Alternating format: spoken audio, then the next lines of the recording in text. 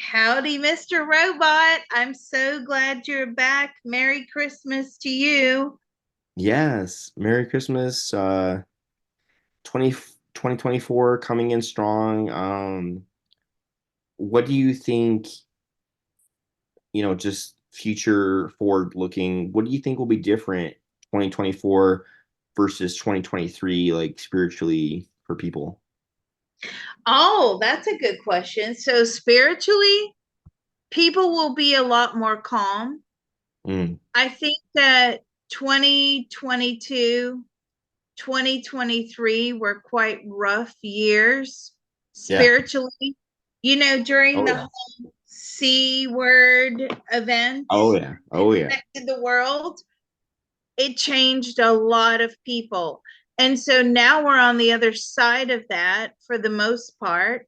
And we've seen the transition. People have gone from eat, work, and sleep to actually, I need to think about my life and I need to think about what I'm doing and what my spiritual journey is. And so I think that we got into this frenzied state and we were looking everywhere for information, everywhere. And we believed a lot of information that we came across, and then we had to use discernment and we had to throw a lot of information out. And it feels like 2024, spiritually, we're going to feel quite comfortable. Okay. Yeah, yeah, that's what I'm getting. We're going to feel calm and peaceful. Now, those of us in the US, it's an election year. So, how can we be calm and peaceful? But most people that are on this spiritual path, they have a trust in the universe, they have an acceptance of what will be, will be. And so they're not too hung up into politics. Uh, being hung up into politics, anyway, is a total distraction of the dark, as we have discussed many times before. It's a tool that the dark uses to get you away from looking internally, processing, healing, because you're so caught up in the political sphere. So, what do you think will happen in 2024, Mr. Robot? Anything that you are aware of? Yes, actually. Thank you for asking. So there is only one thing I can think of that is forward thinking, forward looking, through the looking glass, as you could say. There's only one event that I have read about, and it was maybe 3 months ago. The original publication of the channeling. The channeling was just someone, I don't know who, and they were channeling some alien. And what they said is through um, December, January, February, March, they said through basically January through like maybe March, they said to look towards the skies that they were going to do another version of the Phoenix Lights. And the Phoenix Lights was a very widely known event, and it was very public, very Mm. everything. The point is that it was just a whole town, and the idea was is that they approximate. So what's really interesting about higher dimensional beings is when they look into the future, they're looking at the potentials, the probabilities, and they just kind of assume, maybe from December to, maybe 3 months into the year, um, we will have the collective consciousness basically ready to accept another event.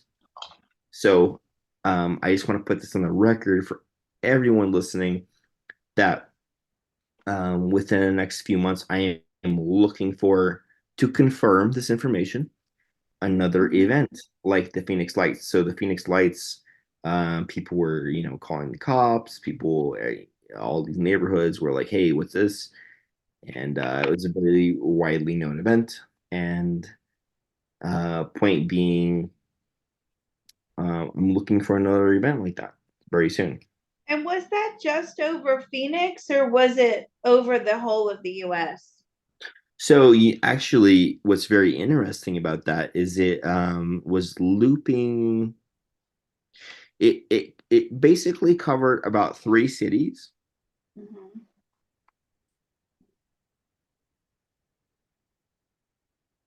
Okay. and I wonder if I can pull it up as a map. I did see something like Flagstaff there. So was it just contained in Arizona?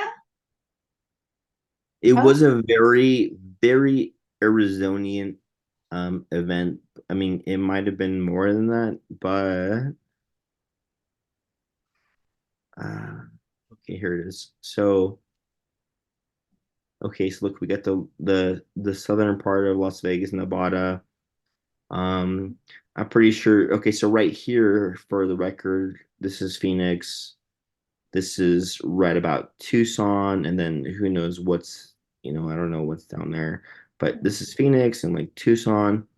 But um, what's very interesting is in from here to here, the the range of the vicinity of the lights was, according to me and you, we have actually we like went into this and we found that it was about 4 miles across, really. mm-hmm. But I think we should actually dig into it just one more time, just for the record. Can we actually?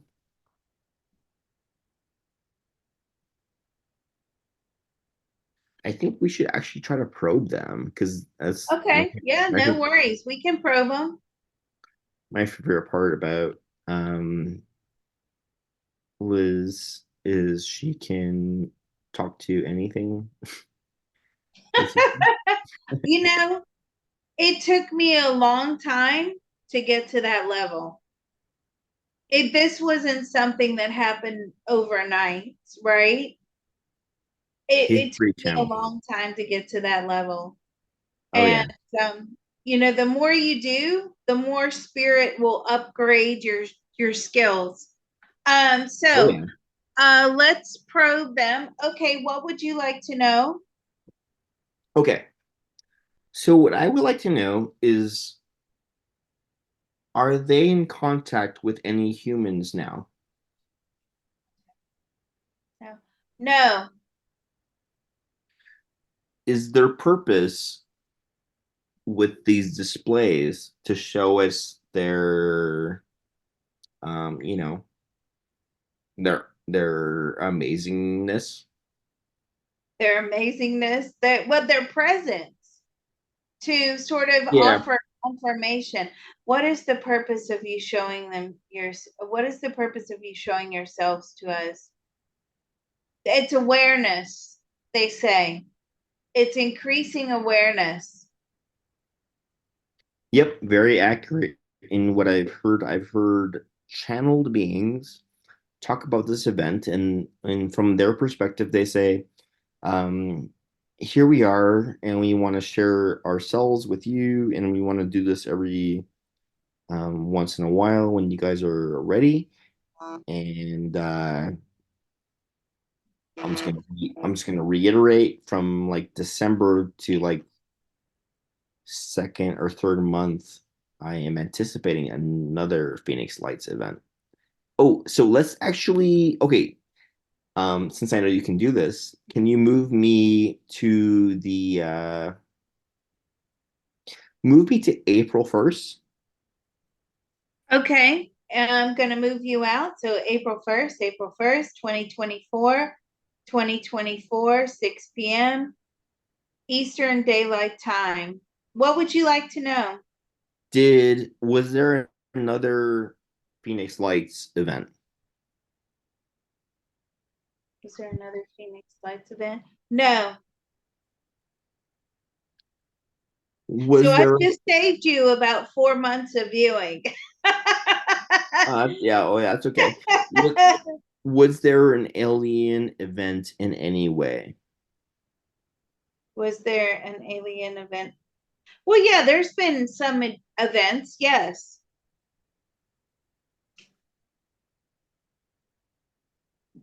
I feel like there's been more sightings over Hawaii. That's what you're telling me.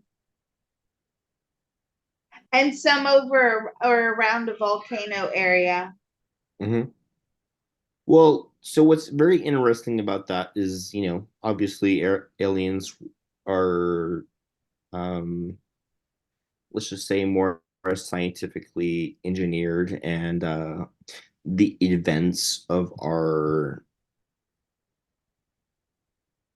uh, volcanoes, volcanic events, everything about that is going to be more interesting than our like political sphere, obviously. Um,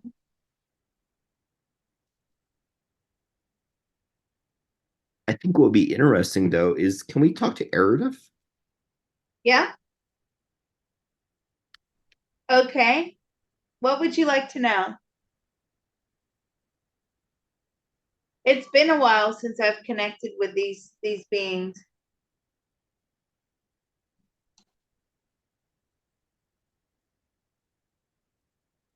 Okay, well, first of all, what I want to know is, what is Erudif up to? Just sort of hanging around, tapping his fingers on the desk or on the table, waiting Um, for waiting for a shift of consciousness in the universe. okay, so on a personal note, can you ask Erudif if he can hear me when I try to talk to him? Can you hear Mr. Absolutely. And you talk to him at other times as well. Oh yeah, I talk to him all the time. I'm just Oh, wondering if he can hear me, basically. yeah, absolutely. You do. You talk to him. Yes.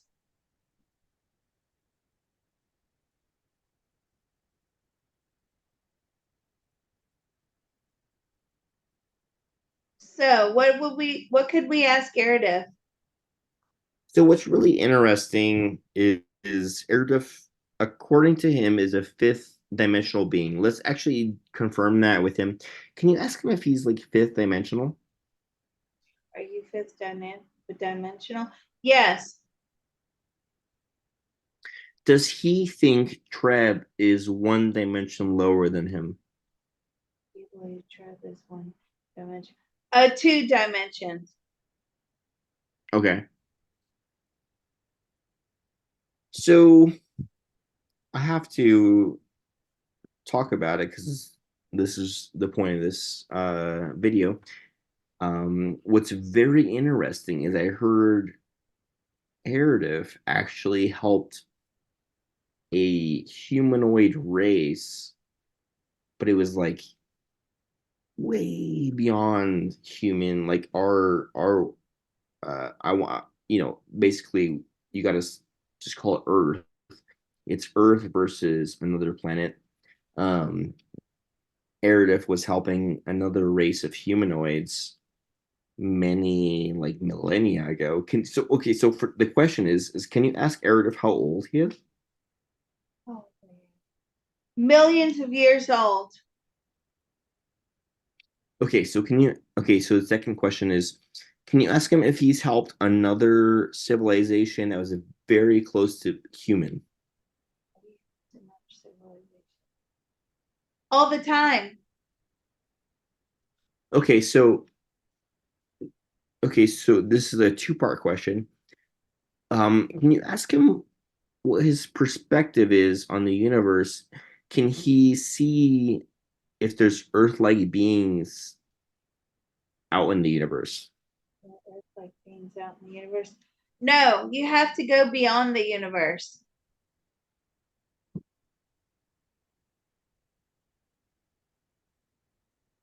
Can you ask him if his answer was limited by time? Limited by time. No, he's unlimited. Can you ask him if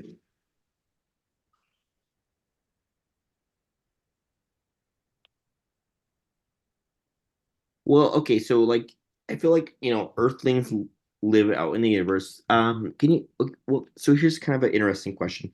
Can you ask him if a quasar has ever taken out a civilization? Has a quasar ever taken out a civilization?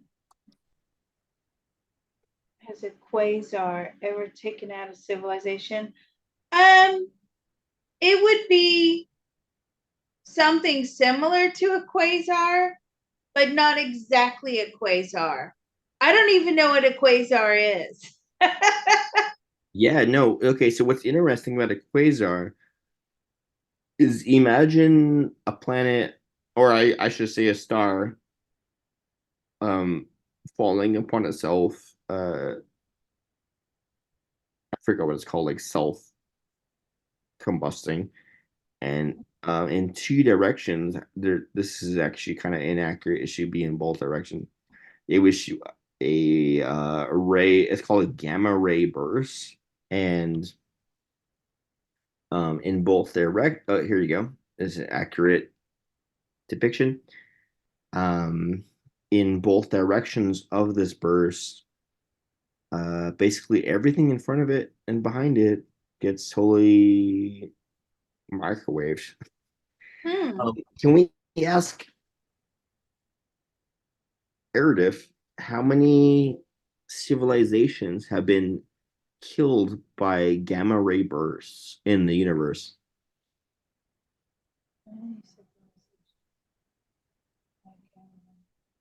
Thousands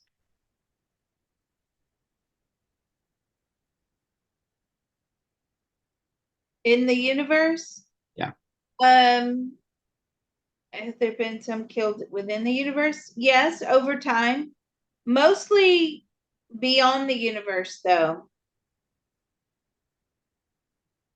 Okay, this is where it gets fun. Um, what does Eridif think um is the purpose of a black hole? What do you think is the purpose of a black hole? To transport people faster or to transport beings faster or things faster.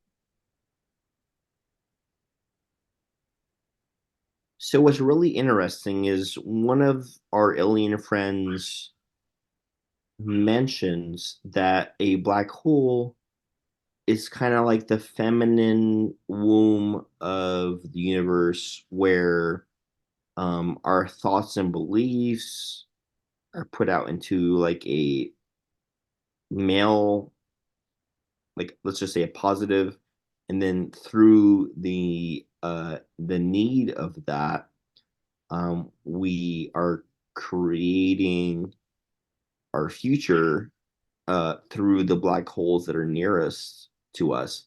Can you ask Eridif if black holes summon things that we want? Some of the things that we want. I'm getting a no on that. What does Eridif think the purpose of a black hole is?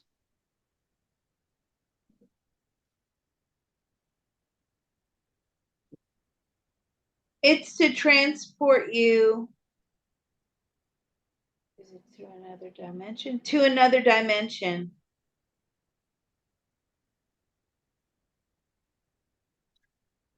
So something that's really interesting is there's this guy, his name is Robert Gauthier.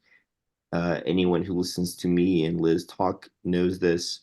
And anyways, Robert Gauthier channeled a series of beings, and they were called like the central light beings, and they lived right on this cusp of a black hole, and their like year was like 1 million of our years, and they spent all of their time in a what we would call an astral projectional realm, and they would just observe the universe.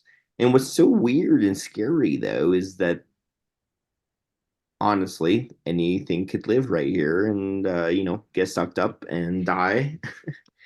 I mean, we all die, but is there anything that can come back from this? um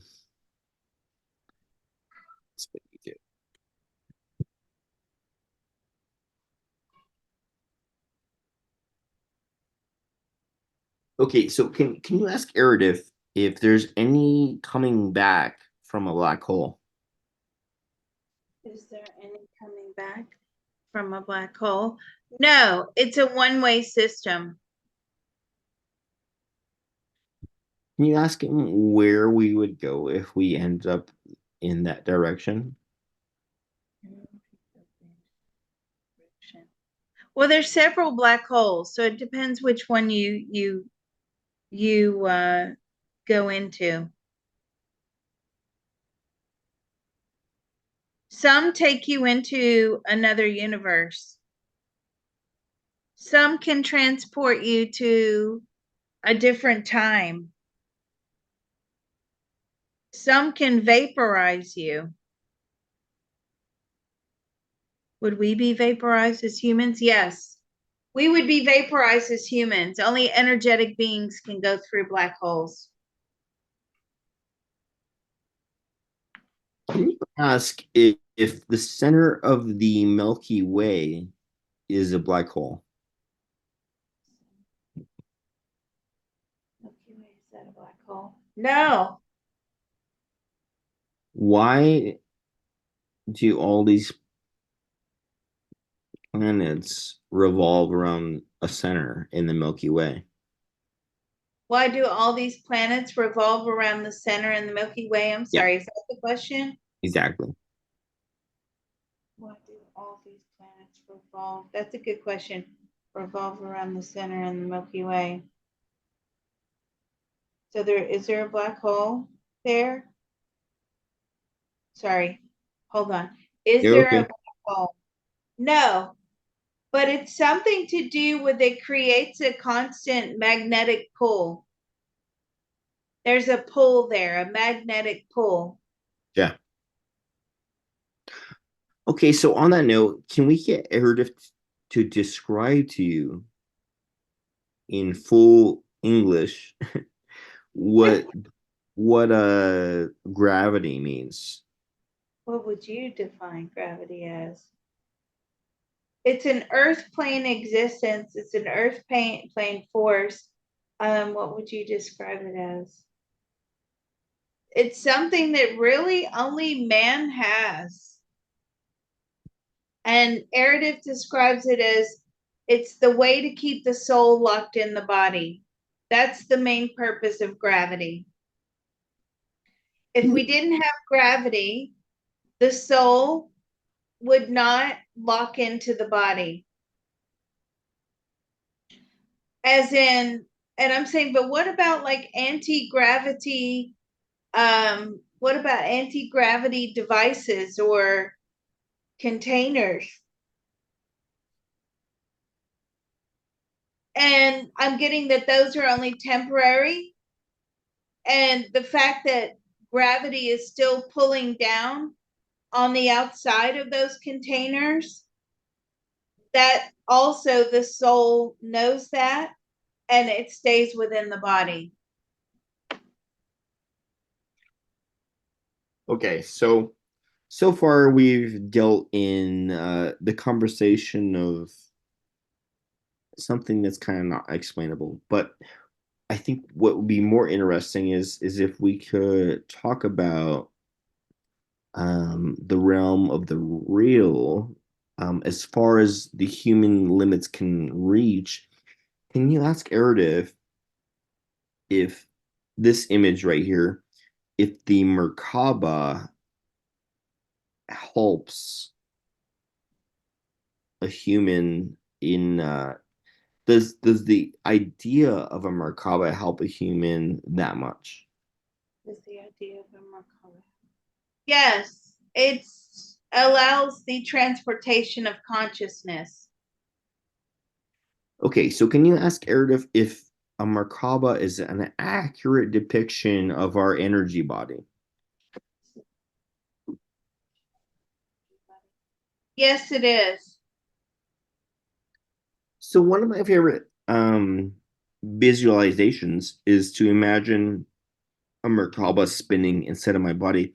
Can you ask Erudif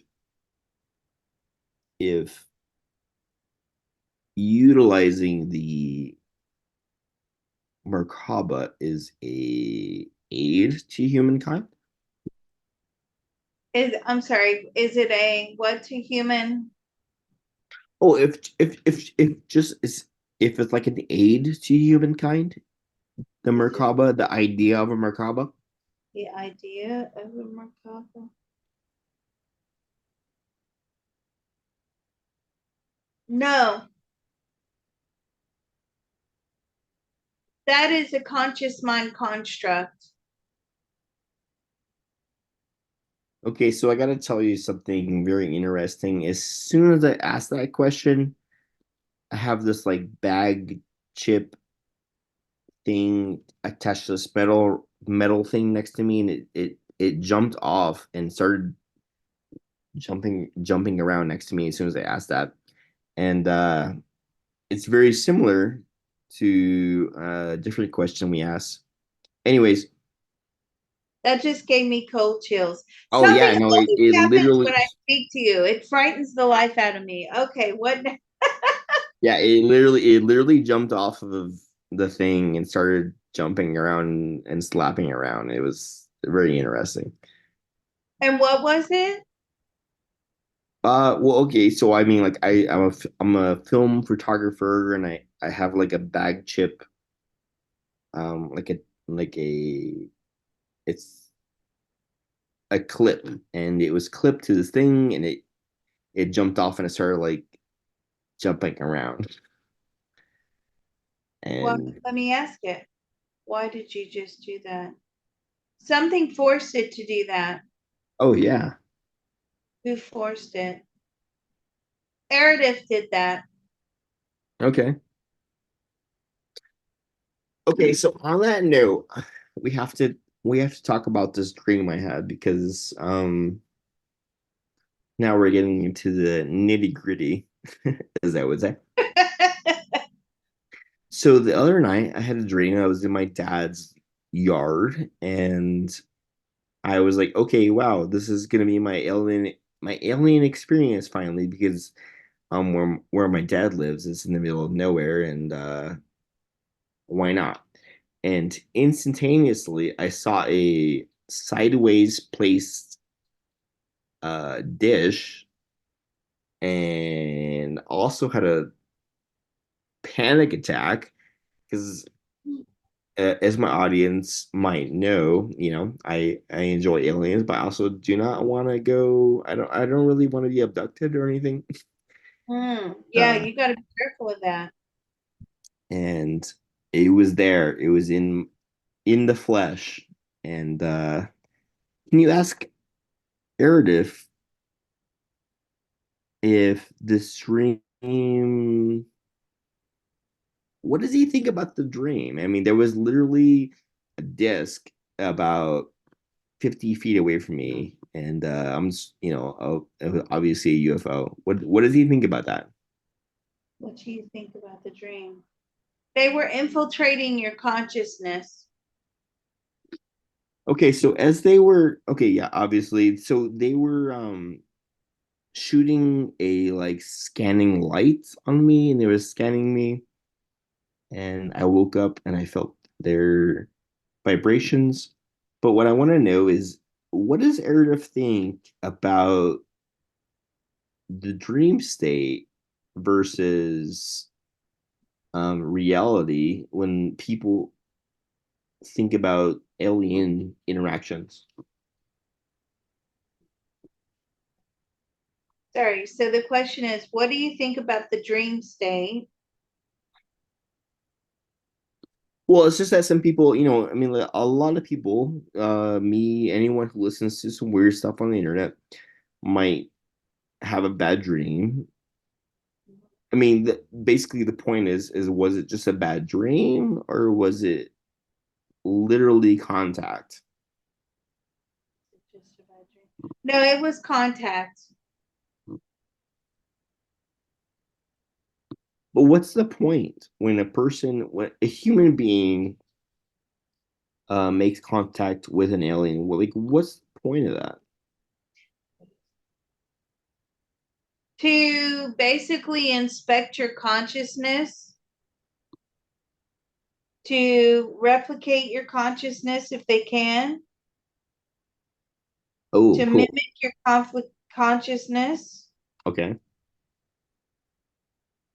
examine it, and influence it. Okay, so you just brought up some very interesting questions. Can you ask Meredith if aliens want to mimic my consciousness? Absolutely. Do they alter my consciousness? No.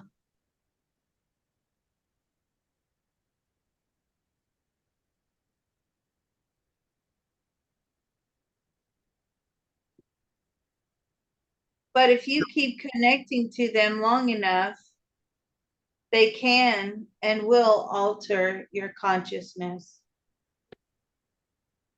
So someone very interesting, honestly, was it was a humanoid race, channeled through Robert Gauthier, and something. The only reason I want to mention it is because he said through the heart channel, but he said a different color than I would expect from a heart chakra, Hmm. and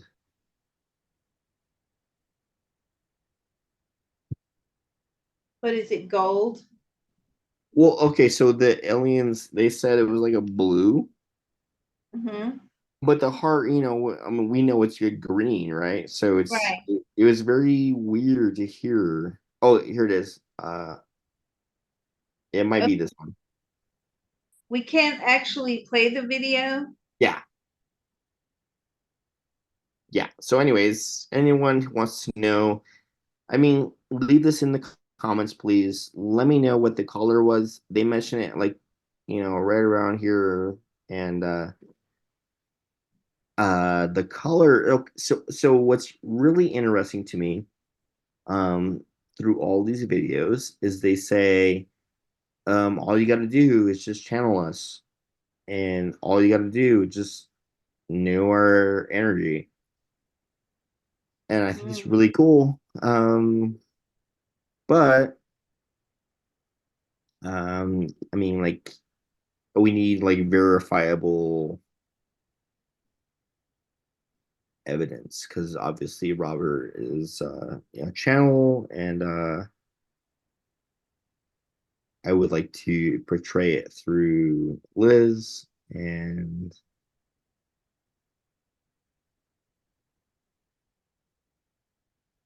that's all I got for you. Wow. Well, this was very interesting. I really like the star, and I really like the black hole questions. You always come up with some really interesting angles, so we appreciate it. If anyone does want to get in touch with you, how do they do that? Okay, so the best way to visit me is just moongrass777 at gmail.com. Okay, and are you still offering your Reiki sessions? I do. I have a website. It's called myhealing.site. Myhealing.site, SITE. Yes. Can you throw that on the screen for us real quick, please? Oh, for sure. Just so everybody knows, because you do have people that want to connect with you. I do, honestly. Wow. And I gotta ask this question to Eridif. Do aliens do Reiki? No, he's laughing at me when I asked him that. I'm like, Yeah, why are you laughing at me? We don't need to practice Reiki. So, do you not have to, like, do you not lose fragments of your being? No. Why do humans, why is it souls are the, so why is it we lose fragments? Because it was designed that way. So, the soul fragments through traumatic experiences, right? But alien beings, they don't do that. They're not in this game. They're not in the same game simulation that we're in. well, on that note, honestly, what I want to know is why would a human have an alien dream? Why would a human have an alien dream? It wasn't a dream, it was a visitation. So I've had a lot of dreams where I'm like in California and there's this huge war between aliens. And I'm honestly just kind of waiting for it to happen because what else would I expect? Hmm. And I'm just kind of honestly straight wondering if it'll ever happen. Are we going to be at war with aliens at any point soon? No, we're not at war with aliens. That's too soon in the future right now. I mean, you know what I mean? Like we're Well, just getting our toes in the water right now. well, to be specific, you're asking about us. Can you ask if there's a portrayal of war between aliens, kind of like in a very United States kind of area? So is there a portrayal of war Yeah, uh, between aliens? No. interesting. How can you fight energy? We are three-dimensional beings. How can we even hit a target? Like, what the hell are we going to aim for? They're energetic beings. They are so much more advanced than we could ever hope to be. They can, you know, cloak and they can disappear, they can teleport. What are we going to hit? I don't even know what we would fire a weapon at. So, a closing note. Can you ask Eridav what my weird alien versus human dreams are about? That's more of your fear.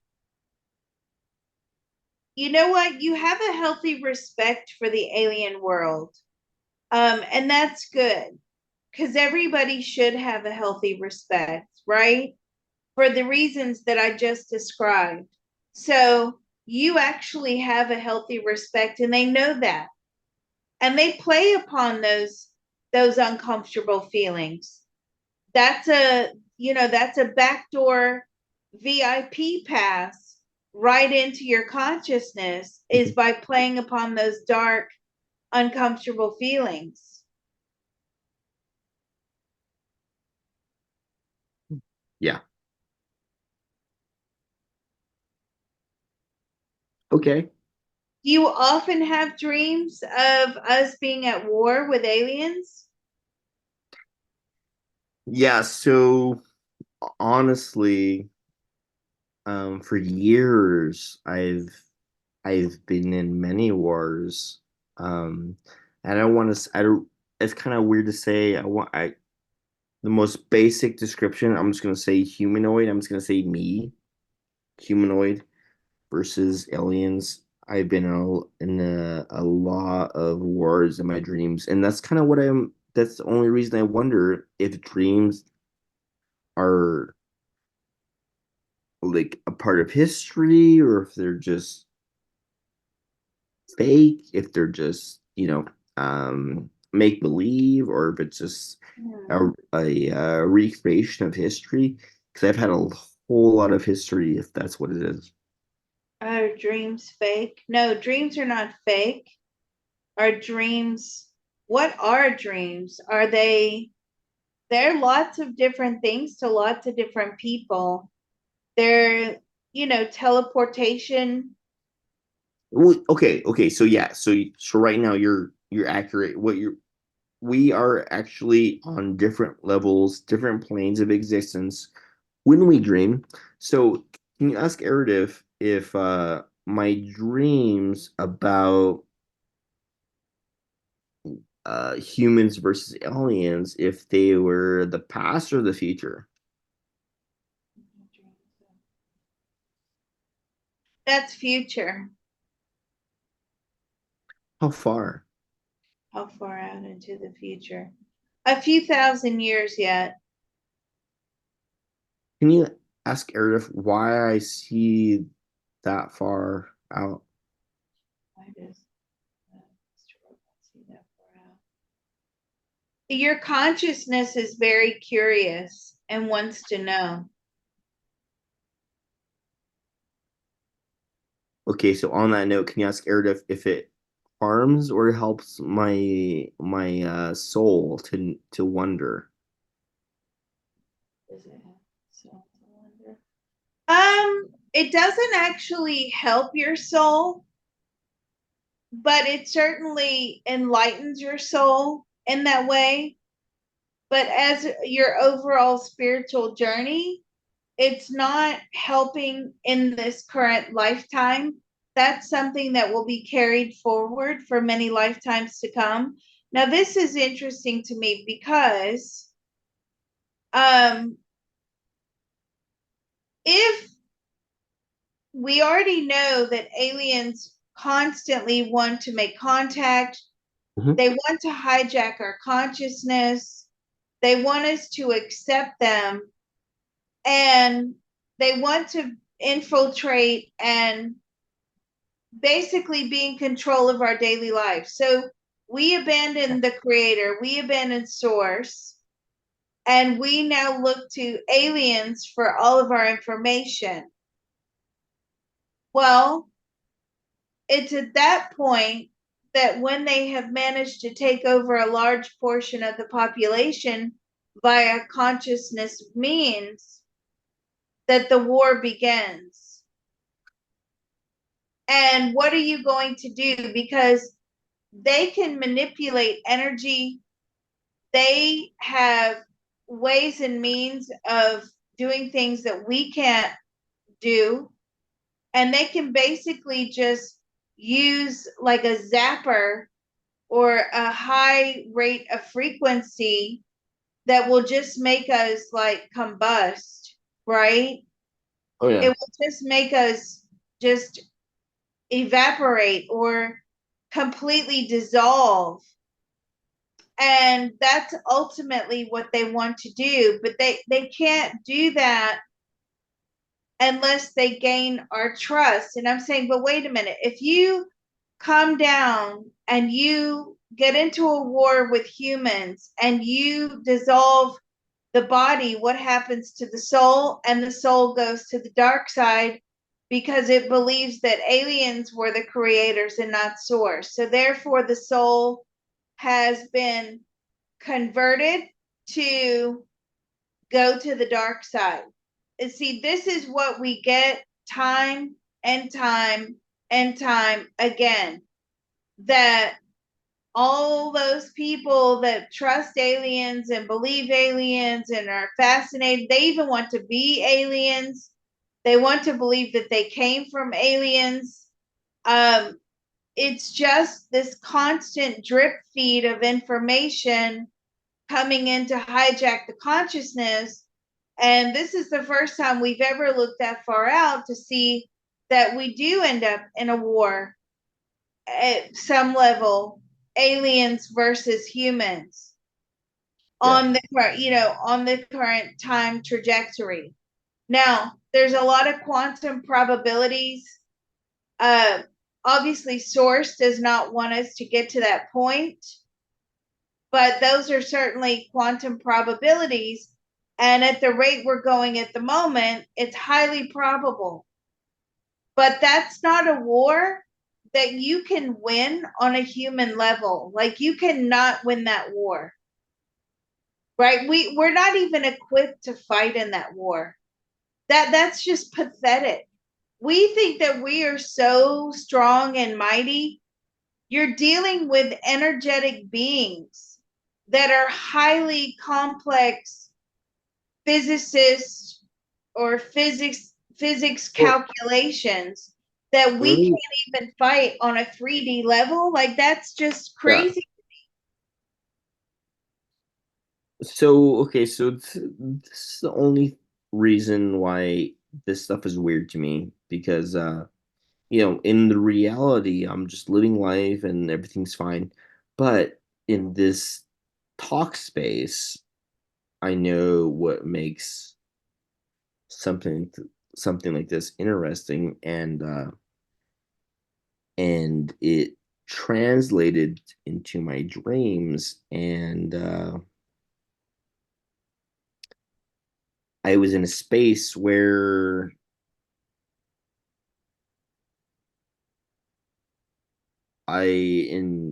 embodied basically what a normal like being would want to embody without notifying anything around it. Mhm. And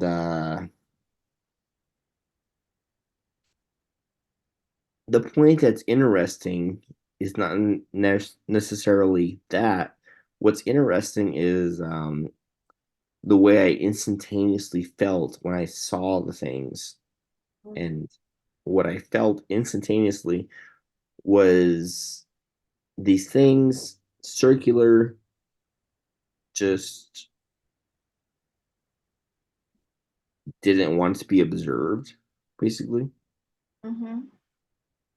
And what I'm explaining now with what I'm doing with anyone else who's listening is trying to define just standard deviation of an experience, but the difference is what it wants to be perceived as versus a layman's perspective. Right. And see,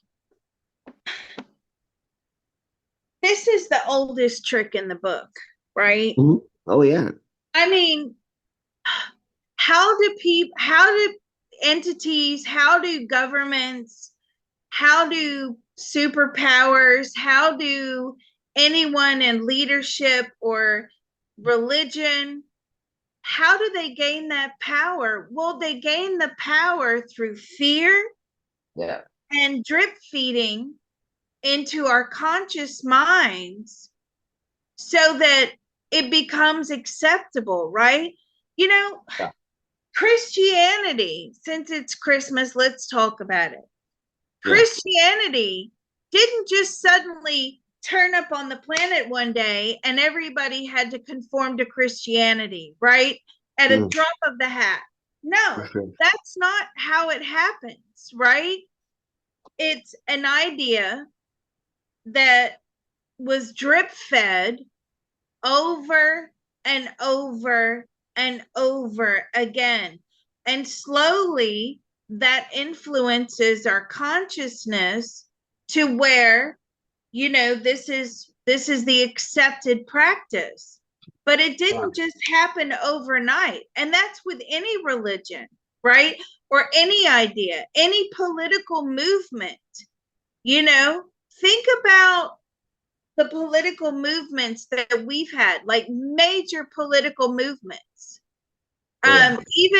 even as recent as the gender equality movement, which I'm all for that. Of course I am.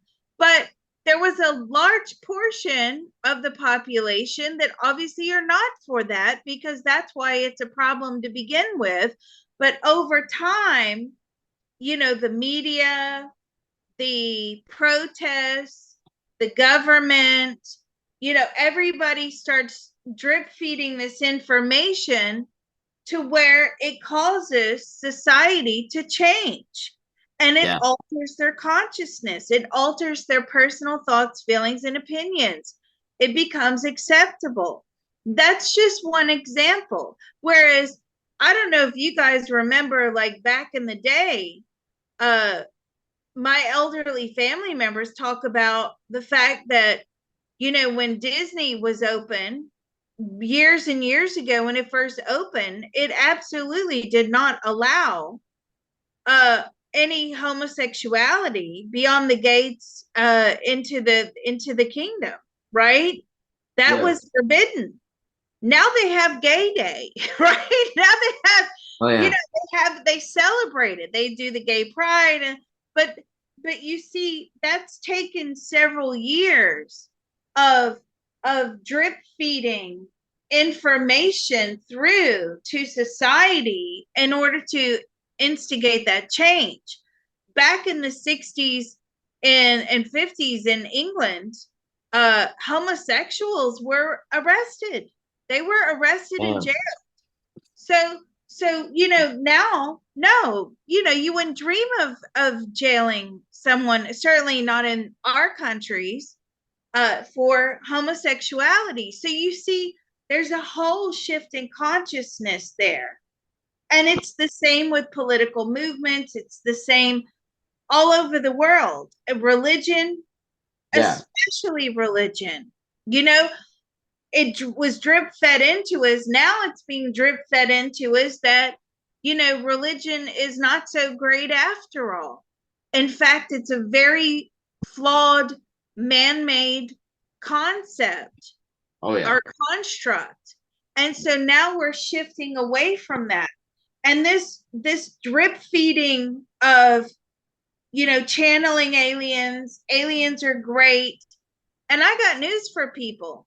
Some of these people that channel aliens on a frequent basis, if you go and look at their videos from years ago to now, Mm. they have totally been compromised. Dang.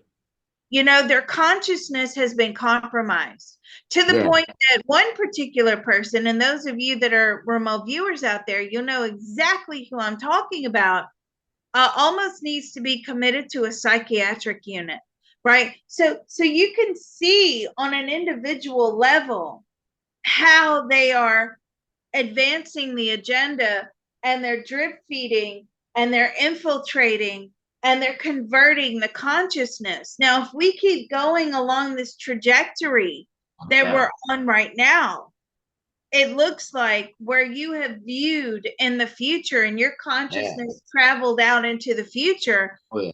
that was really, very telling of where we could head. And again, this is not a war of 3D versus 3D. This Oh is a war yeah. we I see it. cannot win. I see it all every night. I see a lot of Earth wars with these things, and it's really bad. But It makes you wonder sometimes if, like, Star Wars was a premonition. You know what I mean? Like, some of well, these it actually movies. was. I saw a video where the explanation of that storyline came to about versus what was happening in the universe, and it was actually according to this um stellar entity that was a byproduct of what's actually happening in the universe. I got that it was a download. Eridiv just said it was Yep. a download. Yep. Well, I mean, basically. Was that a download given to us from Source for evolution of the universe? No, you see, that was an alien download.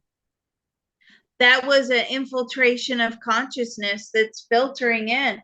You know, you have to be careful with these things.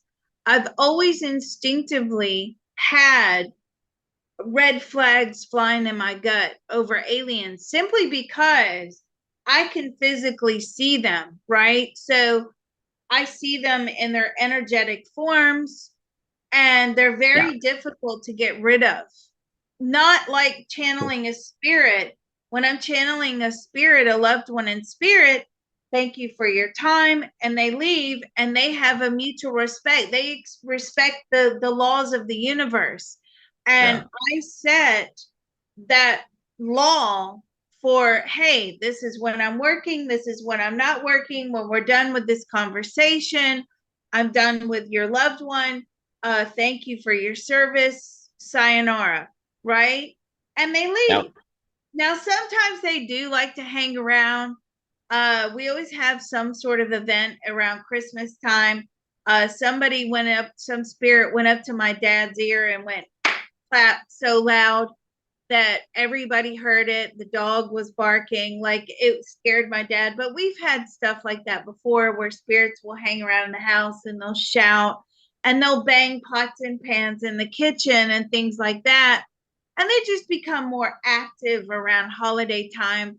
It's a time where people are extremely emotional. So they're more in tune with what's going on around them, and they're more in touch with their emotions. So a lot of times spirits will come by and give you messages and noises and make themselves known.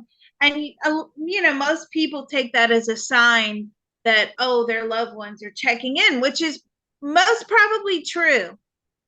But those souls, Well, those spirits that are coming by like that, or those souls or spirits that are from the white light that we're channeling for your loved ones, okay, they still have the soul source law. These things that we're channeling, these things, they are outside the realm of source law. They were created outside of source. They were most created of them. outside of the universe. Yeah. Most of them. Uh, are any of them created here on the earth plane? No. No, they're not. They don't have their origins here on the earth plane through source. No. They have their origins outside of source. So are you talking about the people that are saying that I'm a star seed and all that kind of stuff?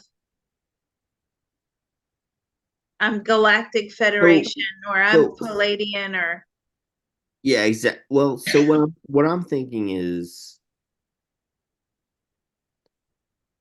when you say someone is a part of the source, whatever, um, I just wonder what that means from an outside perspective. 'Cause we have from an it's like, outside perspective, as in outside of the universe. well, I mean, like I'm just saying, you have that whatever it is. Let's just say perspective versus like it's you narrative or something. And then what I want to know is what is basically narrative. Think about that perspective. So, what do you think about source from your perspective? It's the competition. There you go. Right? It's the competition. You mean that, you know, you're in competition. They're at war with source, right? And source needs to win the war. Source is, when I see source, the best way I can describe it, it looks like sunlight, but you can't get up close because it's so powerful and it's operating at such a high rate of, you know, frequency that if you got too close, you would combust. Okay. Okay, so even when I'm having a conversation with source, I am standing far away, right? I've gone up Yeah. there, had to look around many times, many times, but source is not something that you can really get close to because it's so powerful. Now, Yeah. source obviously came from the previous universe. Yeah. And so when people say to me, and they've asked me questions before, like, I'm a galactic, I'm this, I'm that, I come from outside of this universe. Well, yeah. I mean, if we're all part of Source, and Source is from the last universe and was chosen to lead this universe, then yeah, there is a part of us that was originated outside of this universe. And then maybe there was a part of Source that, originated from another source, which that's true. So it's kind of like the Russian doll effect, right? The Russian Yeah. doll, right?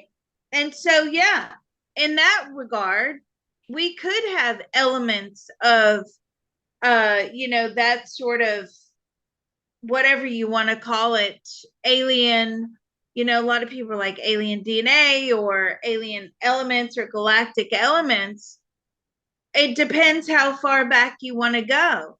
But if you think in terms of like the Russian dolls, and you're taking pieces, so you go back 20 universes ago, and the Russian doll or the source is big, and the pieces of that source had to come from somewhere, and then obviously it created another universe, the same game plan where it fragments and then creates beings, creates souls. Now everybody's at war. And so I can see how elements of that could be incorporated into the source that created this universe. Absolutely. But to say that are strictly from that place, Yeah. I would say that you are risking the future of your soul. Okay, well, on that note, can you ask Eric what he thinks about the egg theory? The egg theory or the Russian doll theory? No, no, no, just egg theory. What do you think about the egg? The egg theory is quite accurate. Explain the egg theory to us. So the idea of the egg theory is that the universe is just for one individual, and you encompass every single person that's ever lived on the planet, and you're kind of like an egg growing up in life, where after you've been everyone that's ever existed, you will be basically a god. Okay, I just looked it up. So it says the entire universe was created as an egg. So that would be source. For the main character of all humanity, source. And once you have lived every human life ever, Yeah. you will be born as a god. Now, I don't know what they mean by born as a god when you were already a god to begin with. Well, the idea is that you would actually basically be, the 7 billion people on the planet, and eventually you would have the knowledge of all beings. Ah, because it That's goes that's the forward egg to theory. say, the reason God created the universe was for the main character, which is like me or you, to understand this point. And every time you victimize someone, you are victimizing yourself.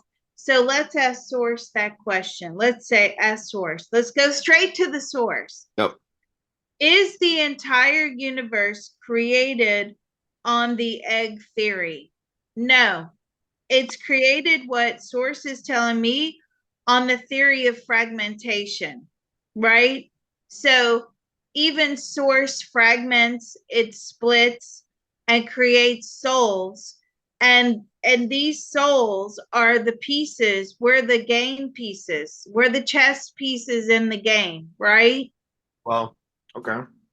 And okay, so and then what happens? And it's about Yeah. reclaiming your chess pieces. Now, the dark can come along and can claim a fragment or a piece and take it. And then, what happens is source actually ends up, the light becomes dimmer. The more pieces that go to the dark, the Yeah. more dim the light becomes and the less powerful it becomes.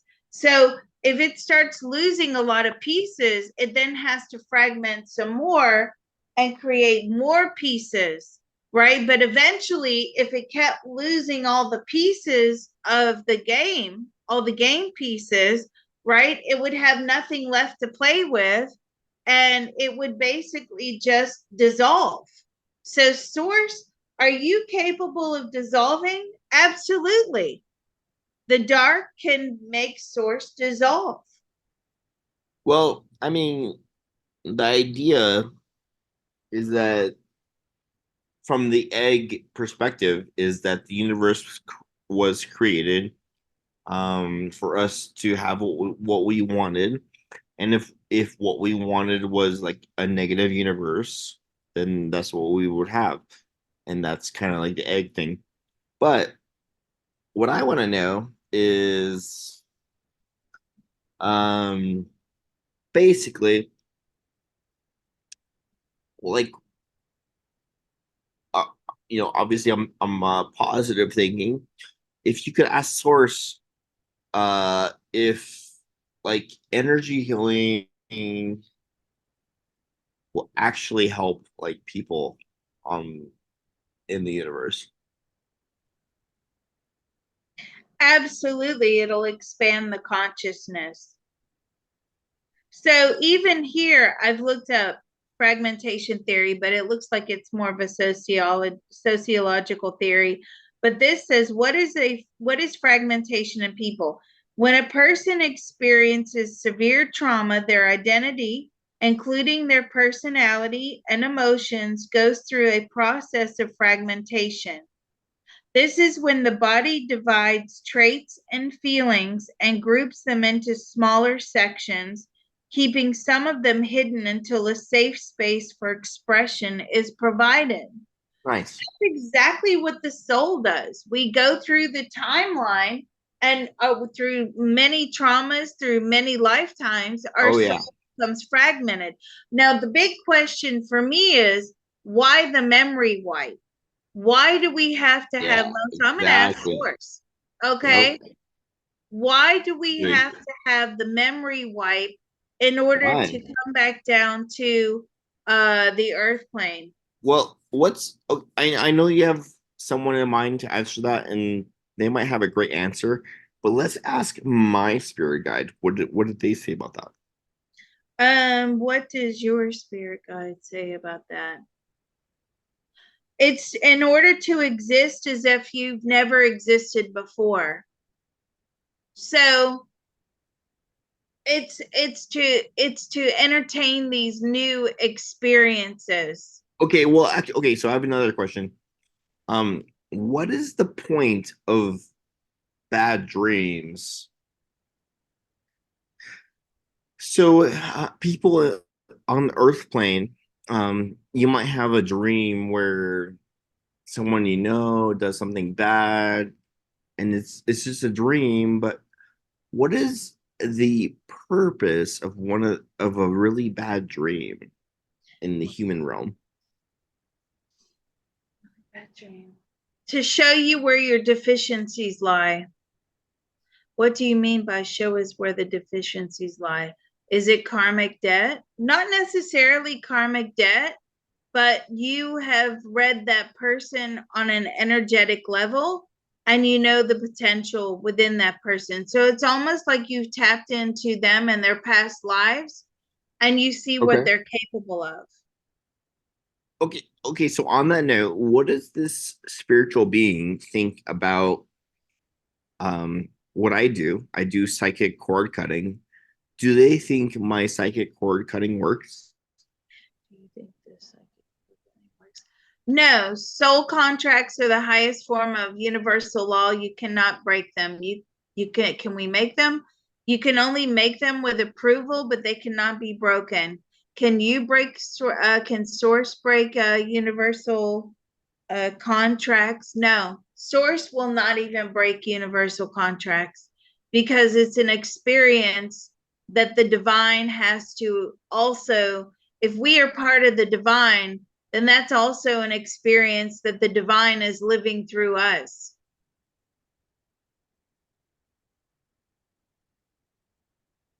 Okay, See how so complicated that is? That's very, very complicated. well, what's really interesting is um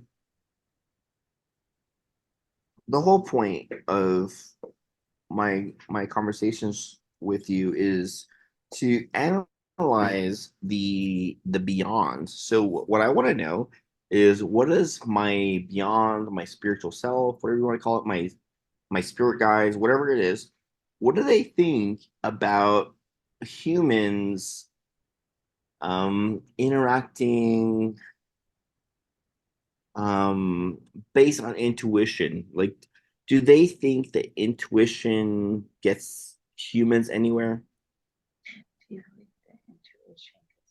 Yes, it's usually the intuition is from a point of safety. So it's almost like soul memory and survival mechanisms that are inside of us that Yeah. cause us to be intuitive. They're necessary. Okay, so the only reason I want to bring this up is because Bashar was in a recent video I listened to talking about let's just say you as a human being are in a traffic jam. He was kind of insinuating that maybe the reason you were in the traffic jam is because you decided as a soul that uh let's just say if you weren't in that traffic jam you would have died um further ahead, uh and you chose the slow lane to exist. So can we ask Bashar, That's um absolutely true. yeah, can I we ask always think Bashar? of things like that. Oh yeah, no, I 100% agree. I mean, I've experienced this many times, and it's actually one of my biggest weird things about my existence so far is how many times I should have died. But let's just ask Bashar, what happens to those alternate reality souls that did die? Does their essence combine to our own self? So you're saying that the persons or the souls that did sacrifice or Well, use because that every moment yeah, as an exit point. well, because everything happens, every reality happens. So what happened to the versions of myself that did die in those instances? What happens to their consciousness? What happened to the versions of self that did die? But they didn't die. It was your those experiences caused a fragmentation. Oh yeah, no, for sure. Okay. And it created a different level of consciousness expansion, not necessarily in a good way, but in a way that you have to now go reclaim those pieces that were fragmented. I I Those guess experiences were quite traumatic. so. I mean, let's just say that I've been fortunate, and what I really want to know is if I was unfortunate. Um, let's just say I was, a motorcyclist on the road and just God, I died want to for, hear. basic crash reasons. Um, did I, as a soul, have the wherewithal to choose if I wanted to continue my story or if I just ended my story. Would you, as a soul, have the ability to choose whether you ended the story at that moment? No, that would have already been predetermined. It's funny you should say motorcycle crash, because the first time I ever saw a soul leaving the body was I actually was because of a motorcycle crash. There was a teenager, my I was like 14 years old. My mom was driving, and this teenager on a motorcycle came bombing down the bypass. And my mom actually said, I hope he slows down for that curve ahead, Yeah. right? Which was probably like 15 seconds ahead of us. And as we got to the curve, he didn't slow down. In fact, he slammed into the side of a vehicle, Oh wow. and his helmet was busted all over the road. The motorcycle was in pieces, and my mom, obviously we stopped. There were other vehicles stopped as well. And we saw his body just shaking on the Yeah. ground, just Oh shaking yeah. uncontrollably. And I looked, and my mom said, he's not going to make it. Because my mom was a nurse, right? So she said immediately, she said, he's not going to make She it. was Like, also a psychic, right? she was also a psychic medium. And so was my grandmother and my great grandmother. Anyway, uh, and I saw his soul leave his body. It sort of hovered above the body when it was shaking for a few seconds, Yeah. and then it looked down at the body, and then I saw like a tunnel or a flash of light, and it was and gone. And that's when the body stopped shaking shortly after that, and he was dead. So I want to give you a verification to verify the reality of what you just said. Um I heard a channeled entity, I forgot who, is probably Bashar or something. They said that people who were in like a very gruesome car crash, usually their soul left their body right before, because it was such a um kind of like a shock, Mm-hmm. like that basically they chose to leave the body right before. So, long story short, they died right before the crash, and I think it's so interesting. Because I actually do believe that. For whatever reason, I strongly believe that uh, your soul will leave your body when it's necessary. It might be right before.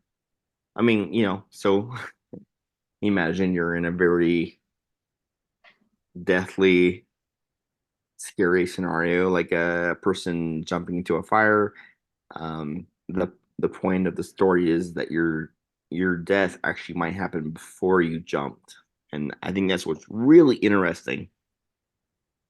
Oh, that happens all the time. So, Yeah, does it give you a free pass to plan, to exit early? No, I would never use that as a free pass to exit early, yeah, no, not because you'll pretty just fast. recreate it over and over and over again until you finally get past that lesson that life is actually worth living.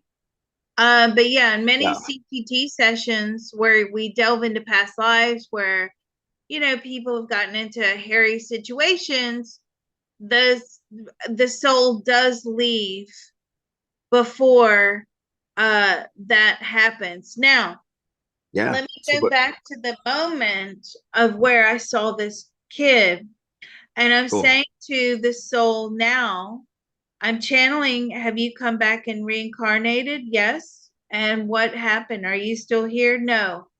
So this soul tends to have a lot of early deaths. I feel that's part of the contract. That's part of the lesson.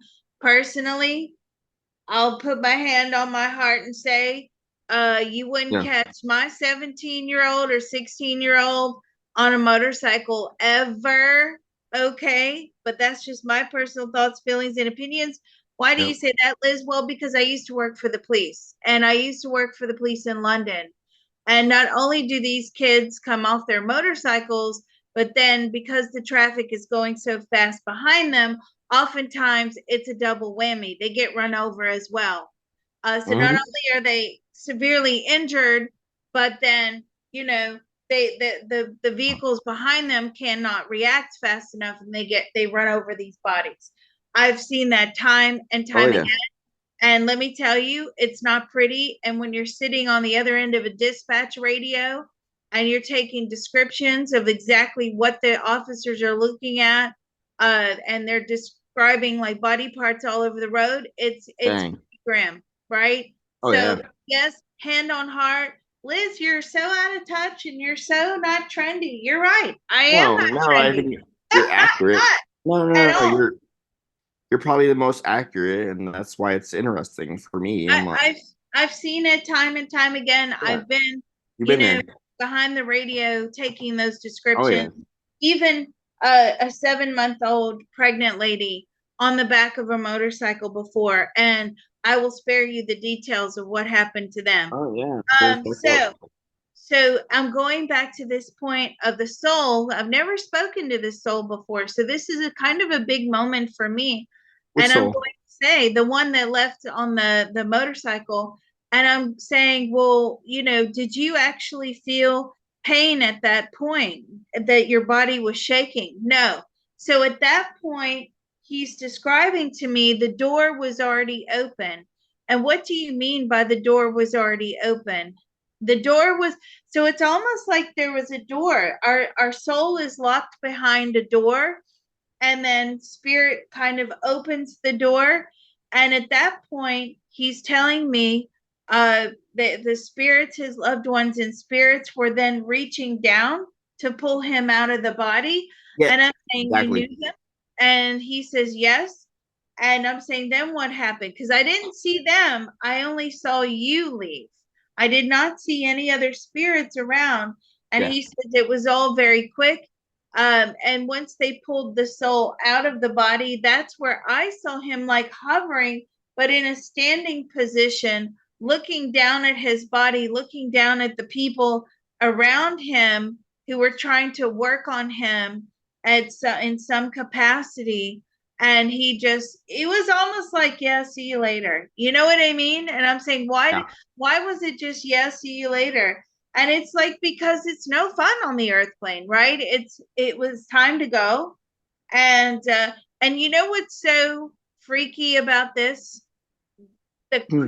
A lot of times where people die on the roadside or whatever, there's a cross with their name on it at the point where Mhm. they die. There's still a cross with this kid's name on it at that point. All these years later, that cross is still there. Oh yeah. Are I your mean, of parents course. still alive? Yes, his parents are still alive. So are they the ones that maintain that cross? Yes, they do. And I should imagine that they're, getting pretty up there in age. Did you have other siblings? Yes, he had a sister.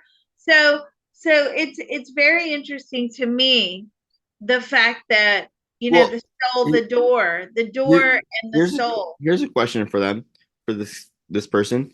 Can you ask him if he can hear all of his family's thoughts? Can you hear all of your? Yes, not only does he hear them, do you experience them? He experiences them as well. Now that is new information. Okay. I Yeah. I knew that they could hear, but I did not know that they actually experience what we feel. So after death, when your family are grieving, did you feel the grief? Yes, he did feel the grief, right? And I'm saying, so okay, I've had a lot of people die on me. So after their deaths, did they feel the grief that I was experiencing? And the answer that I'm getting back is they are the grief. What do you mean by they are the grief? That you're both experiencing that emotion together. So I don't understand Yeah. how, but we are. Well, I'll I'll touch on that in a moment. But I think a good question is actually is what does this being think about time? What do you think about time? Time is irrelevant from where he is. Time is only relevant on the earth plane in a body. Apart from that, time is irrelevant.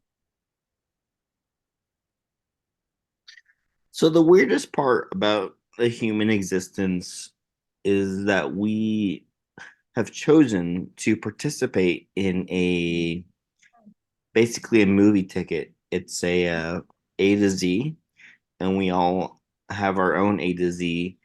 And at the Z, we become like this individual, and obviously we see that it was.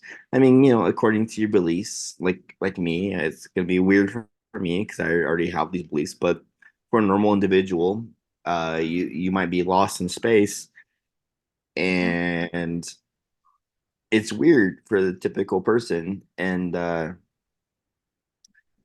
we do this over and over and over again because I mean that's the gist of what I've learned is that obviously we just do this over and over again, and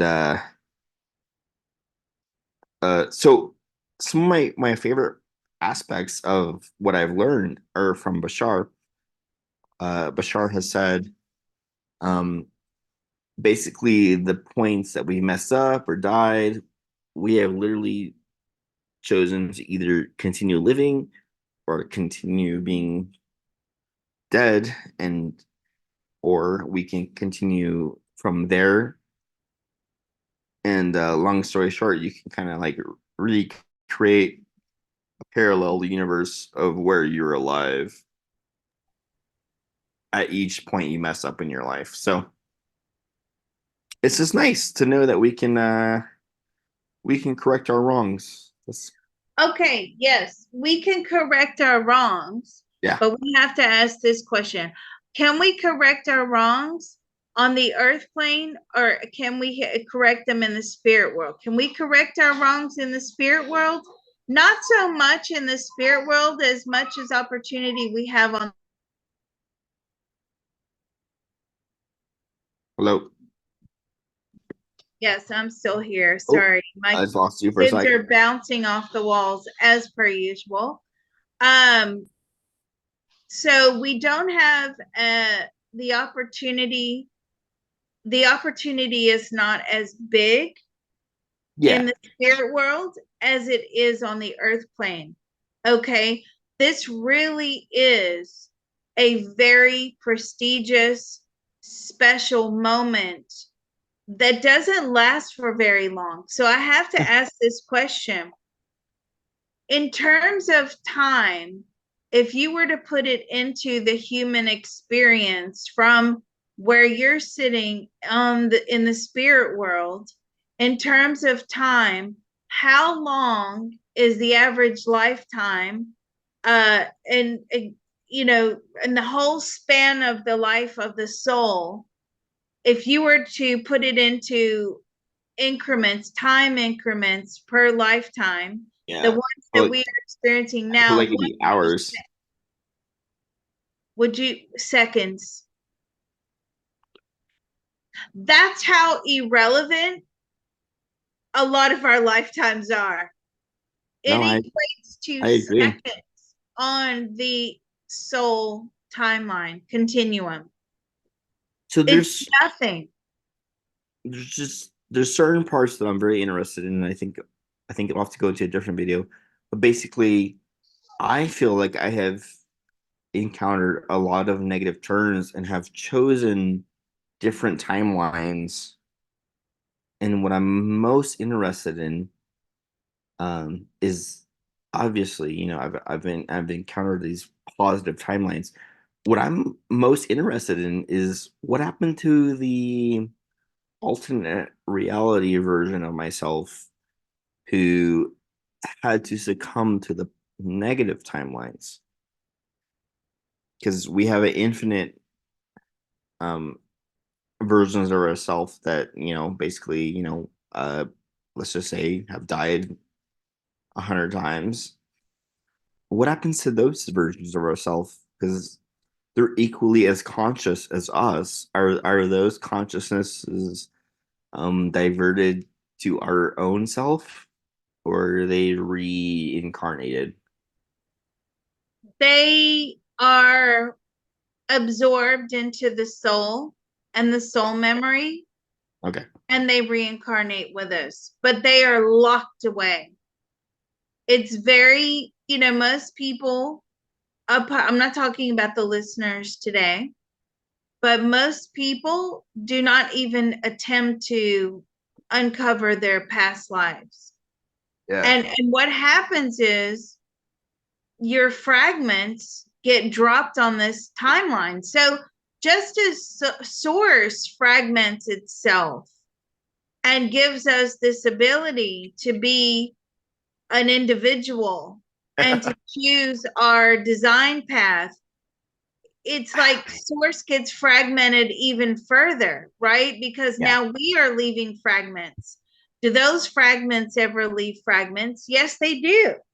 Those fragments can leave fragments, and fragments can leave fragments, and here you go. It's almost impossible Hmm. to retrieve all of your pieces back together.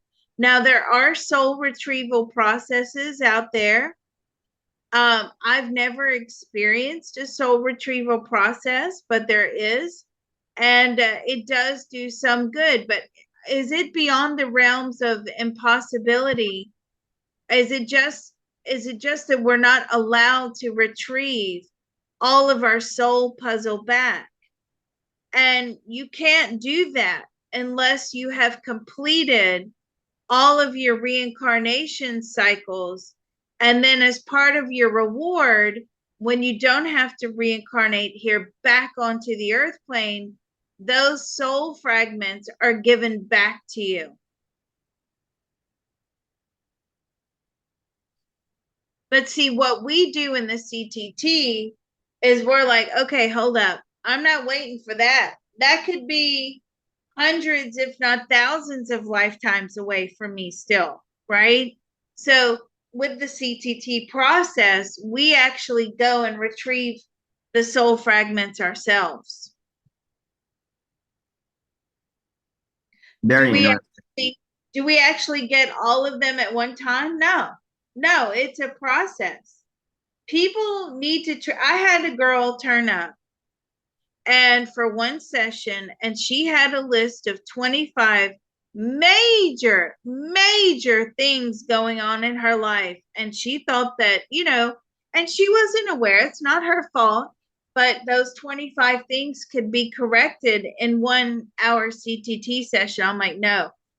So when you have things like that, if that's what you want to achieve, which Yeah. is retrieval of as many fragments as possible, then you're in for the long haul. That you're talking a good year, 2 years worth of sessions, which is exactly what I did. I mean, I did sessions for myself for many years, and I retrieved a lot of my fragmented pieces, and it made me into a completely different person to what I am today, than what I was. Uh, so from what I was to who I am now, I'm a completely different person. Like, and what retrieving those soul fragments, whether you do it through CTT, whether you do it through soul retrieval, whatever method you choose, what it does, it strips bare. A lot of times you'll strip down that confusion, and it's not an easy process to actually have to withstand. Do you, We call it the fallout. The fallouts are difficult. They can be extremely difficult, and you can strip down your whole version of what you thought reality was, and then you have to start over again and rebuild your reality. But when you rebuild your reality and you come out the other side of that with a lot more soul fragments intact than what you were before, your reality is actually very beautiful. It's much more beautiful than the confusion that you were living in before. But that has to go back into like the memory wipe. The Yeah. memory wipe is very responsible for creating a lot of false realities. Ooh, you just spawned a question within. Um, okay, so let's get Meredith on the line. Okay, on the line. Hello, caller. So, I mean, you basically kind of spawned it off, but can you ask Meredith what we can do as humans to awaken the highest potential of our DNA? Ooh, what can we do to awaken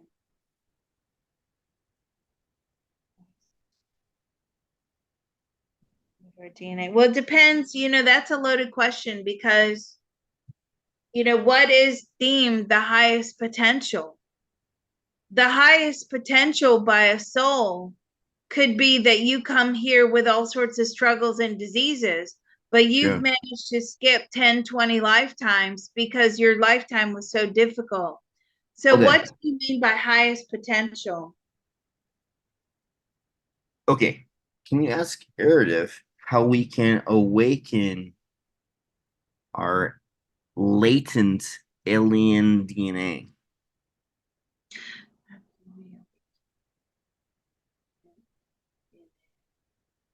I mean, that's locked away in the last universe. That's what I'm getting.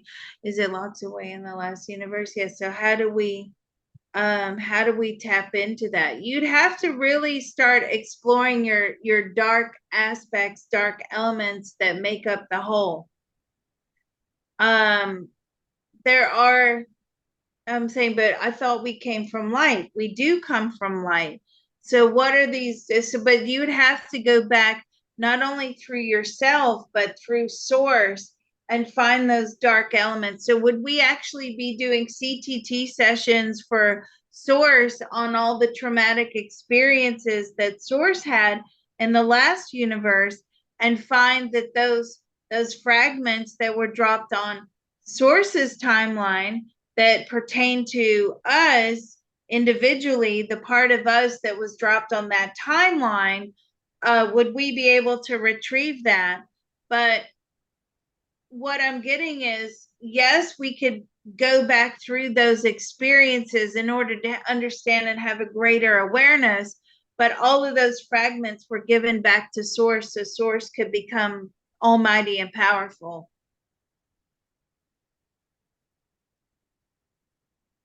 Yeah, it's a lot of conversation I gotta have with source.